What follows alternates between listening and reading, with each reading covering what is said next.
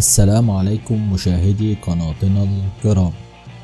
يكتشف الإنسان الأشياء الجديدة من حوله ويسعد بذلك، وربما يكون هذا الاكتشاف تم عن طريق الصدفة أو البحث والسعي وراء المعرفة، ولكن هناك دائما ما هو جديد في هذا العالم. واليوم في هذا الفيديو سنشاهد معا أشياء ستكون محظوظا برؤيتها لأول مرة.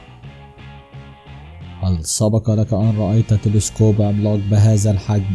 هذا هو تلسكوب فاست الصيني، يصل قطره إلى 500 متر، وهذا يساوي مساحة 30 ملعب كرة قدم مجتمعين معا. فيقوم عمال الصيانة بالزحف فوقه بكرات كبيرة مثبتة على ظهورهم. فالعدسة المعدنية تم تركيبها باستخدام 4000 صفيحة معدنية كبيرة، فإذا صار عمال الصيانة عليها بطريقة عادية فسوف يؤدي ذلك إلى تشويهها. لذلك يستعمل العمال كرات مليئة بغاز الهيليوم للتقليل من وزنهم. يسمح هذا التلسكوب للعلماء بدراسة تطور المجرات والعديد من الأمور الأخرى بالفضاء، وما زال إلى اليوم هذا التلسكوب تحت الاختبار. يمتلئ هذا الطريق بالكثير من المياه وخاصة في موسم الأمطار. شاهدوا كيف تخترقه السيارات وتمشي عليه، فيبدو وكأنهم يمشون على سطح البحر بالفعل. فغلطة واحدة من السائق قد تجعل سيارته تغرق بالبحر على جانب الطريق، فيا له من طريق صعب للغاية. انظروا لهذه الآلة المخصصة للنقش على الخشب وتشكيله. فمن الممتع بالفعل أن تشاهد هذه الآلات وهي تعمل وتقوم بتحويل قطع الأخشاب إلى أشكال غاية في الجمال. هل سبق لكم أن رأيتم سمكة منتفخة بالهواء؟ هذه هي. لكن هل سبق لكم أن رأيتم عجينة تفعل ذلك؟ انظروا لهذا الطباخ كيف يفعلها. يتم وضع العجين في الزبدة على النار، ثم يتم رشها بالزبدة من كل الجوانب. تبدأ العجينة بالانتفاخ تدريجيا إلى أن يصبح حجمها كبيرا، فهذا حقا إبداع بالفعل. انظروا لهذا الشخص الذي يقوم ببناء القلاع الرملية على الشاطئ، فهو فنان محترف بالفعل. فقد بنى هذه القلعة رائعة الجمال، ولكنها في النهاية ستغمرها المياه. هل سبق منكم أحد شرب عصير الصبار؟ فقطعة صغيرة منه كافية لإعداد كوب كبير. انظروا لمظهر هذه النبتة من الداخل، فهي عبارة عن قطع هشة وطرية للغاية. فالصبار لديه العديد من الفوائد. هذه الآلة التي تخرج منها النار ليست مصممة للاحتفالات في المهرجانات، بل مصممة ليتم استخدامها للتخلص من الأعشاب الضارة بدون استخدام المبيدات، فيتم حرقها بها. تتراوح درجات الحرارة المنبعثة منها بين 1000 و 1200 درجة مئوية لكي تحرق الأعشاب الضارة من جذورها، وبالتالي لا تستطيع أن تنمو مرة أخرى.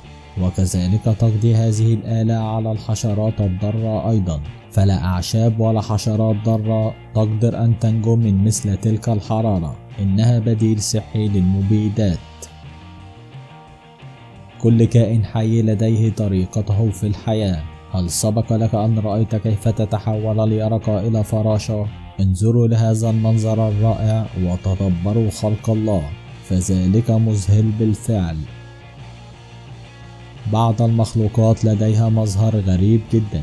انظروا لهذه الفطريات التي تعيش على الشواطئ كيف مظهرها. تسمى باسم العنب البحري. هذه الفطريات غير ضارة ويمكن حملها دون خوف. البقاء على قيد الحياة في الصحراء يتطلب الكثير من الصبر والمقاومة، وهذا ما تتمتع به هذه الطيور الصغيرة. فتبني هذه الطيور عش عملاق يغطي الشجرة بأكملها، ويمكن أن يصل وزن العش لما يقرب 1000 كيلو. يعيش في هذا العش مئات الطيور، ويتم جمع وتخزين فيه الطعام، ويبنوا بهذه الطريقة الغريبة للحماية من أشعة الشمس الحارقة. تعتبر صناعة التحف الزجاجية من الأشياء الممتعة عند مشاهدتك لها. يقوم هؤلاء الأشخاص بصناعة تحف الزجاج في هذا المصنع بطريقة رائعة. يقومون بنفخ الهواء داخل التحفة لتفريغها وهي ساخنة، ويتم تقطيعها بالمقص. فيتمدد الزجاج أمامهم وكأنه كراميل بالفعل. أصبحت الساعات الآن ليس بالشكل التقليدي الذي نعرفه. انظروا لهذه الساعات التي أصبحت كعمل فني رائع، فعندما تنظر إليها تظن أنها شيء عشوائي، ولكنها تتحول إلى عمل فني ثم تعود جميع العقارب إلى مكانها. هناك نسختان فقط من هذه الساعة وموجودين بالمتاحف.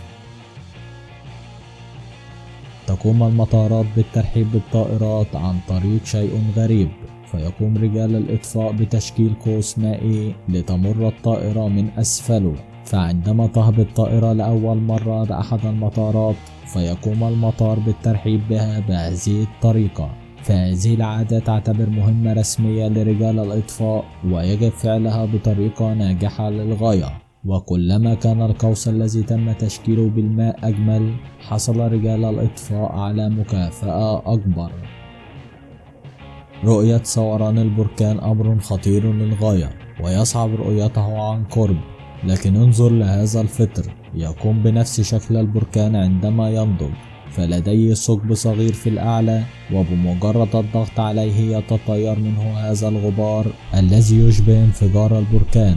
ولكن هذا الغبار قد يكون سما في بعض الأحيان، فعليكم ارتداء القفاز قبل تجربة ذلك. انظروا لهذا الفنان وهو يقوم بالرسم على هذه اللوحة بالفحم، فتبدو وكأنها صورة حقيقية بالفعل. فيا له من فن رائع. يعرف الجميع أن ممارسة الرياضة شيء صحي للغاية، وتساعد في تعزيز قدرات الإنسان، وكل ذلك يجتمع في هذا المشهد الرائع. شاهد كيف يتسلق رجال الإطفاء هذا المبنى الكبير للصعود إلى الأعلى، فيقومون بمساعدة بعضهم البعض ويتحركون مثل الروبوتات بالفعل إلى أن وصلوا إلى الطابق الثالث من المبنى، وكل ذلك تدريب لهم لفعل تلك الأمور في الحقيقة إذا احتاج الأمر ذلك. ما تشاهدونه الآن هو ينبوع ساخن يقع في الصين. المياه به غنية بمادة الكبريت، والأتربة بهذا المكان تشبه الأتربة الموجودة على سطح المريخ، فيبدو وكأنه لوحة فنية رسمتها الطبيعة. فيا له من منظر رائع. هذه مجموعة من الكهوف البلورية رائعة الجمال تحت الأرض في المكسيك، عمقها 300 متر، وجميع جدرانها مغطاة ببلورات بأحجام كبيرة. زيارة هذه الكهوف ممنوع، فتصل درجة الحرارة بها إلى 50 درجة مئوية، ونسبة الرطوبة تصل إلى 100%، فلا يستطيع الإنسان النجاة بها لأكثر من ساعتين فقط. لذلك قررت المكسيك إغلاق الكهوف. توجد مثل تلك الكهوف في أسبانيا، ومغطاة جميعها بالبلورات الشفافة، وتقع على عمق 50 مترا تحت الأرض، ويمكن زيارتها في أي وقت. شكرا لكم مشاهدي قناتنا الكرام، وإلى اللقاء.